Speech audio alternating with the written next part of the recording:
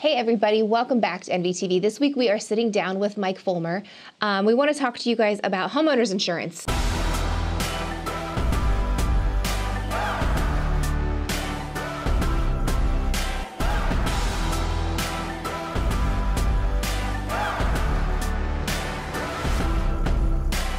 So Mike, thanks for sitting down with us today. Yeah, thanks for having me.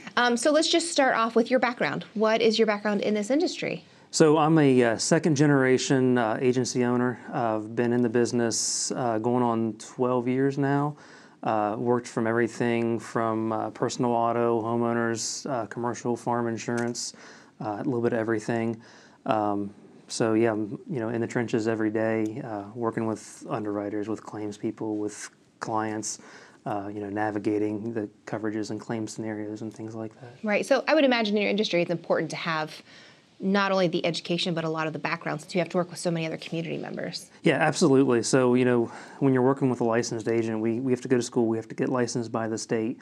The state also mandates that we have to do so many education hours every year just to stay on top of all the things that we need to know, the changes in the industry and things like that. We also do company-specific trainings because each and every insurance company has their own set of rules and guidelines that we have to be familiar with and know going forward when we're working with our clients. Right, so a lot of education goes into this. A lot, yes. I think that's good to know for someone coming to you for insurance. So getting to our topic today, what is homeowners insurance? So when you're thinking insurance in general, but especially homeowners insurance, you want to think protection.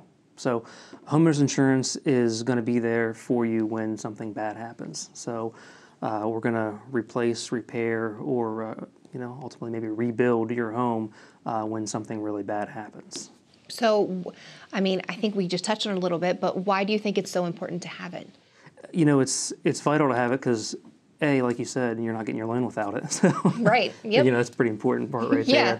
there. But B, most people can't afford to rebuild or do a major repair renovation on their own should something really bad happen to their home. So that's where insurance steps in. If you talk to anybody that's had a fire or a big water loss or a tree fell on their house, anything catastrophic like that where they've been displaced from their home, they've got a lot of big headaches going on.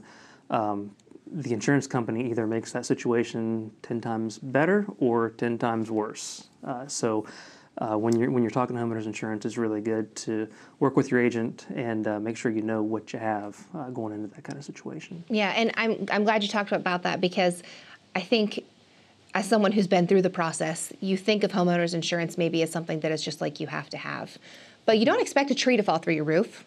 And you don't expect, an electrical fire to happen. So you have to have this as kind of a backup plan because like you said, I don't think a lot of people have tens or possibly even hundreds of thousands of dollars to replace a whole home. Right. And that's the difficult part about insurance is, we're insuring against the unknown, the intangible. We don't know when things like that are going to happen, when a tornado is going to pick up your house and throw it 2 streets over, and you literally have nothing but a basement left. Right. So yeah, you definitely want to do your homework and make sure you know what exactly you have and don't have on your insurance policy. Right. So speaking of homework, if I'm coming to you to get my homeowner's insurance, what information do I need? Because I would imagine there's a lot you need to do this. Buying a house is your biggest purchase a lot of people are going to make in their lifetime. Yes. So ensuring it's got to be pretty complicated. So if I'm coming to you, what do I need to start that process? Yeah, so we do ask a lot of questions. A lot of first-time homeowners don't know the questions initially, and that's okay. We can work around it. We can get that information later. But I always suggest, give yourself plenty of lead time when you're doing this. So when you're going down that road to buying a home, especially once a closing date is set, start getting insurance quotes. We can do quotes 60 days into the future. So give yourself plenty of time that way. A, your agent has plenty of time to put something together for you, and B, you have plenty of time to review it and make sure you have what you want. So when you're calling in to get a quote, you're going to need a lot of different things, but we're going to ask about basically 2 things. We're going to underwrite you as the homeowner, and we're going to underwrite the property.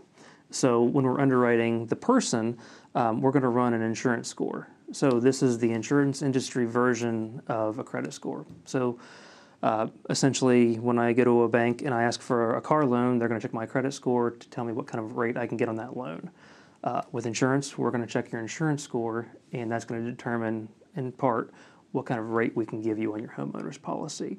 So you're going to need your personal information, your date of birth, and your social security number and address and all that kind of stuff. We are also going to look into your history. So have you had any claims, bankruptcies, judgments, tax liens, those kinds of things. Assuming that all checks out, then we're going to get into underwriting the property, which is where a lot of the different questions start coming in that folks may not be familiar with. So starting out, we're going to ask, the characteristics of the house, when it was built, square footage, type of construction. Then we're going to ask some of the details about the house, the roof, what kind of roof is it? How old is it? Electric service. Most insurance companies are a little gun shy when we start talking about fuse boxes. They like to see the upgraded circuit breaker panels. The wiring is really important. If you are in a situation where the house has knob and tube wiring, you're going to have some hurdles. Most companies will not insure knob and tube wiring anymore. Wow, I didn't realize that. Yes. So it's not that it's necessarily not functional, but it's just not designed for the workload that the average house today puts on. Right, which makes sense. Yes. So they like to see the updated Romex copper wiring. We're also going to ask about plumbing. Plastic, copper, PVC, PEX are all fine. Galvanized plumbing can create some issues. And then we're also going to ask about the furnace. Want to make sure that it's newer, or if it's an older one, that it's been maintained and it's still working properly.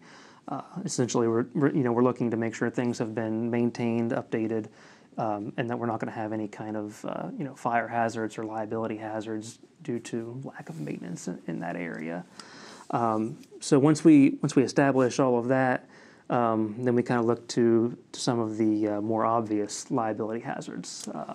If you're looking at a house with a swimming pool, we're going to need to know, if it has a slide or a diving board, if it's fenced, those kinds of things. We're also going to want to know if you have any pets. Dog bite claims are one of the most common homeowners claims that we have in the country. And each company is going to have their list of dog breeds that are going to be ineligible. So you're going to want to be upfront with that and make sure that if you have a dog, the insurance company is going to be okay with it. And I always recommend, even after the fact, if you're getting a dog, make sure the insurance company is okay with it. Right, but that makes sense. Yeah. I mean, you don't want that person coming after you for your dog biting them, and then you have no backup plan to Correct. afford that. So Yeah. that makes sense. Are there any other things I should take into consideration before I call you if I'm a first-time home buyer? So my recommendation is think about the stuff you already have. So the standard homeowners policy is designed to cover the stuff that we all have. We all have clothes, we all have furniture and dishes in the cabinet. Right. We don't all have really nice silverware or really valuable jewelry or fine arts or gun collections and things like that. So if you have something that A, you don't think is common, everybody else has, or B, it's just really valuable to you, ask about it. Make sure that it's going to be covered. Odds are it's probably going to have some coverage under a standard policy, but on a lot of those things I just mentioned, there's limited coverage in the standard policy for that. So to get around that, we can we call schedule that kind of stuff on the policy to give you the full value of whatever it is that you're worried about. So my recommendation is just ask questions. I'd rather have somebody ask me 30 questions during the process than 0 questions, because if they're asking me a bunch of questions, then we're not missing things. If they're not asking questions, we may miss something. Right, which makes sense. Yeah. Is it important to shop around for your homeowner's insurance? It depends. It depends on your situation.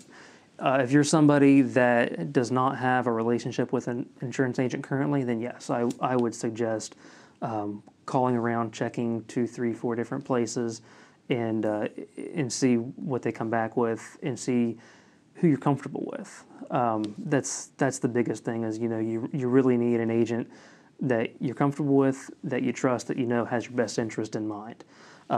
If you already have that established, then maybe you don't need to worry about shopping around as much, and go to the guy or the lady that you're comfortable with and have them work on it for you.